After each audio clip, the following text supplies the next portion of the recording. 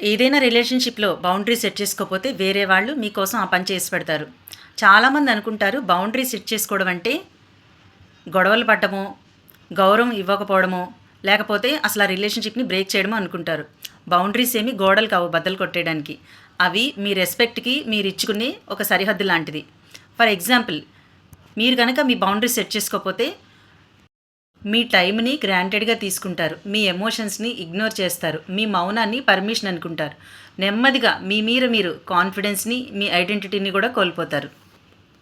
Boundaries లేకపోతే ప్రేమ కూడా కంట్రోల్‌లా అనిపిస్తుంది. కేర్ ఏమో ఎక్స్‌పెక్టేషన్ లాగా అడ్జస్ట్‌మెంట్ అయ్యి మీరింకా ఊపిరాడని స్థితికి చేరుతారు. హెల్తీ బౌండరీస్ అనేవి రిలేషన్‌షిప్‌ని పాడు చేయవు. అవి ఇంకా బాగు చేస్తాయి. ఎలా అంటే ఇప్పుడు నాకు కొంచెం టైం కావాలి. ఇప్పుడు దీని గురించి నాకు మాట్లాడాలనిపించట్లేదు. మనం దీని గురించి తర్వాత డిస్కస్ చేద్దామా? ఇలాంటి మాటలనమాట. మిమ్మల్ని ఇష్టపడే వాళ్ళైతే మీ బౌండరీస్‌ని అర్థం చేసుకుంటారు. ఒకవేళ మీరిలా చెప్తుంటే వాళ్ళకి కోపం వస్తుంటే గనక మీ పర్సనల్ స్పేస్ వాళ్ళకి నచ్చట్లేదని అర్థం. సో గుర్తుంచుకోండి, బౌండరీస్ మనుషుల్ని విడదీయటానికి కాదు. మిమ్మల్ని వాళ్ళు ఎలా ట్రీట్ చేయాలో చెప్పడానికి మాత్రమే. సో ఈ రీల్ని సేవ్ చేసుకుని ఎవరైతే మీరు వినాలనుకుంటున్నారో వాళ్ళకి షేర్ చేయండి.